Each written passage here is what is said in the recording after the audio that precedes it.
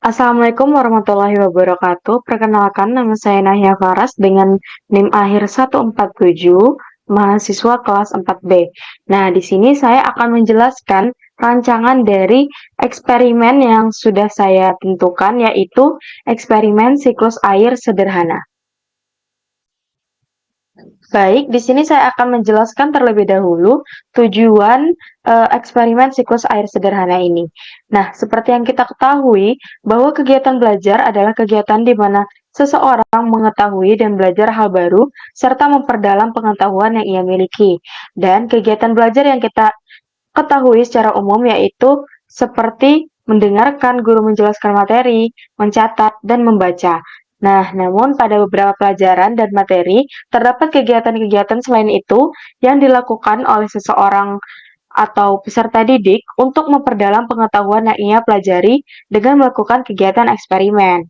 Nah, oleh karena itu, saya memunculkan eksperimen siklus air sederhana ini dalam RPP yang telah saya susun, yang tujuannya agar peserta didik dapat memperdalam materi siklus air yang saya berikan sebelum melakukan kegiatan eksperimen ini, dan agar peserta didik memiliki gambaran sederhana mengenai proses siklus air. Baik, pada eksperimen ini saya membuat dan juga menyiapkan panduan eksperimen, yang dimana panduan eksperimen ini berisi penjelasan dari siklus air, eksperimen siklus air, lalu alat dan bahan yang akan digunakan ketika melakukan eksperimen siklus air, serta langkah-langkah kegiatan eksperimen siklus air ini. Semuanya saya masukkan dalam satu lembar panduan eksperimen ini. Baik, selanjutnya saya akan menjelaskan hasil yang diharapkan dari kegiatan eksperimen siklus air ini. Nah, hasil yang diharapkan dari kegiatan eksperimen siklus air sederhana ini tentunya diharapkan agar peserta didik dapat memahami dengan benar proses dari siklus air. Tidak hanya sekedar mengetahui materinya, namun tidak mendapatkan gambaran bagaimana proses siklus air itu terjadi.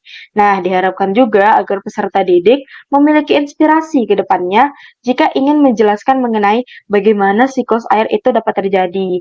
Ia bisa menjelaskannya dengan mudah menggunakan eksperimen yang sudah pernah peserta didik lakukan.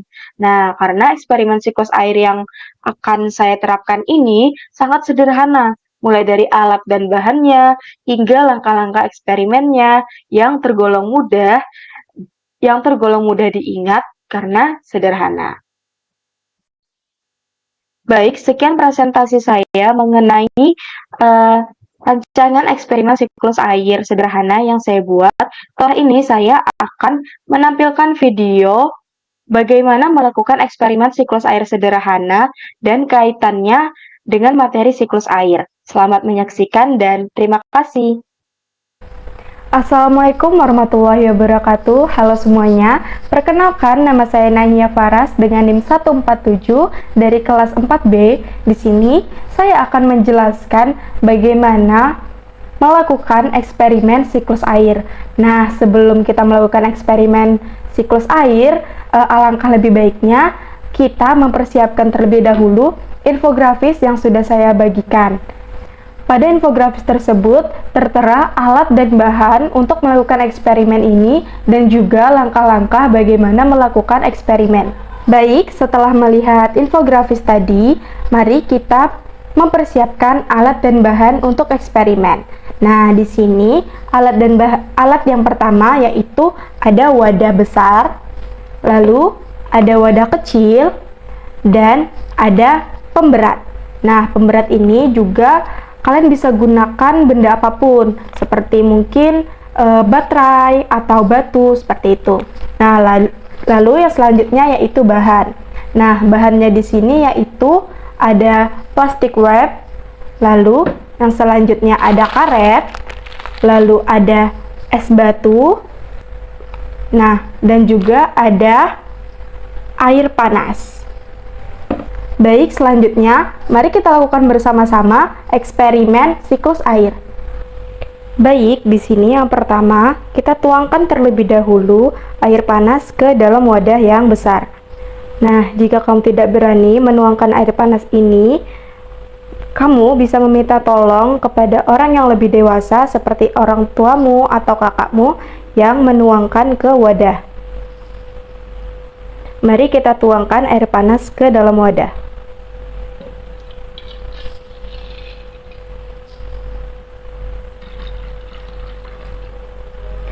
Nah, air panas yang tadi dituangkan itu sebanyak 400 ml.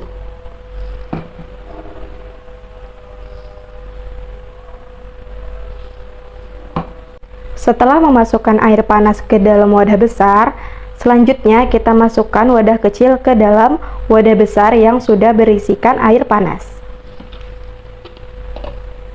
Hati-hati ketika memasukkan agar tidak terkena air panas. Selanjutnya, wadah yang tadi sudah berisi air panas dan juga wadah kecil, kita tutup menggunakan plastik wrap.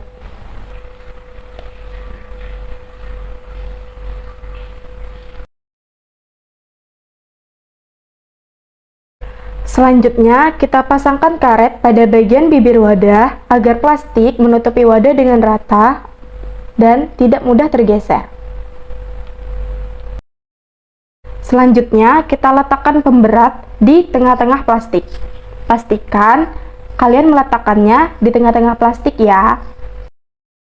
Lalu selanjutnya, kita bisa meletakkan es batu di sekeliling pemberat.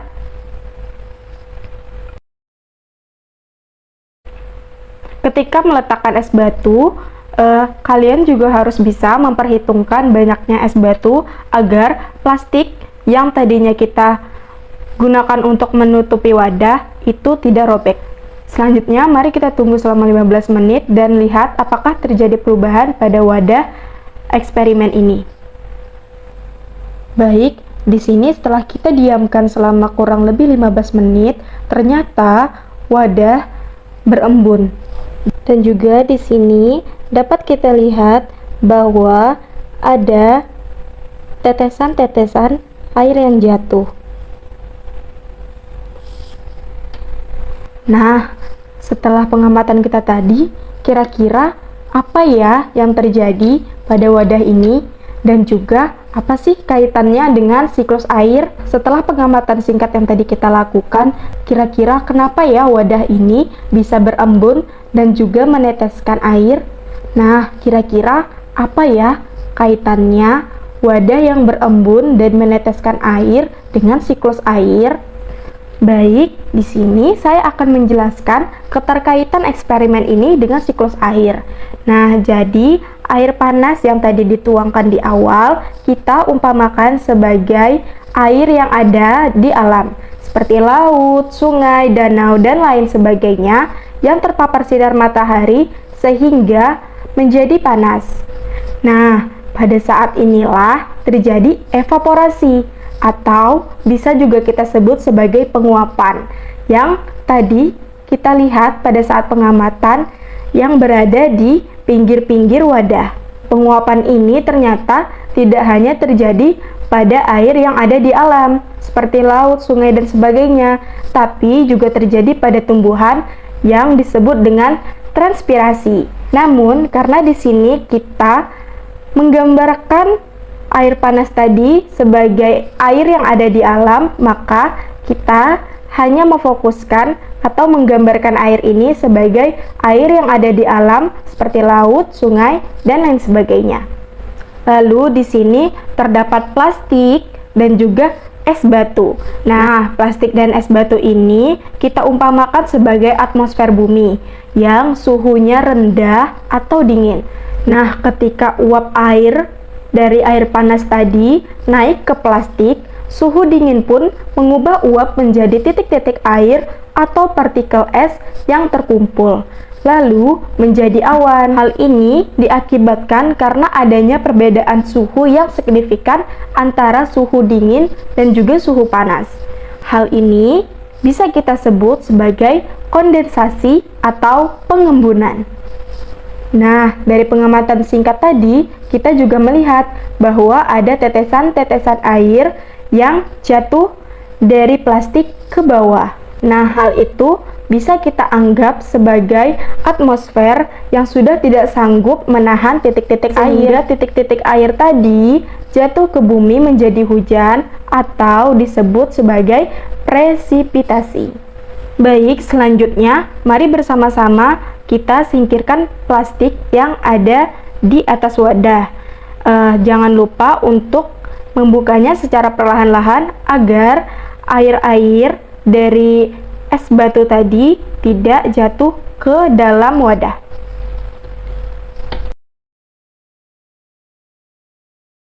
Nah, setelah membuka plastik, kita bisa mengambil wadah kecil yang tadi kita masukkan ke dalam wadah besar. Nah, wadah kecil ini kita umpamakan sebagai bumi. Ternyata ketika kita mengambil wadah kecil atau yang kita sebut bumi tadi, terdapat air di dalamnya. Air ini merupakan hasil dari proses presipitasi tadi atau yang kita sebut sebagai hujan. Setelah turunnya hujan ke permukaan bumi, akan terjadi penyerapan oleh permukaan bumi atau tanah yang kita sebut sebagai infiltrasi. Setelah melakukan langkah-langkah dari eksperimen siklus air, kita sudah dapat mengetahui nih gambaran bagaimana siklus air terjadi. Setelah ini, silahkan mencoba melakukan eksperimen yang sama. Dan jangan lupa membuat laporan dari eksperimen yang telah dilakukan. Sekian eksperimen siklus air kali ini. Sampai jumpa di video selanjutnya. Wassalamualaikum warahmatullahi wabarakatuh.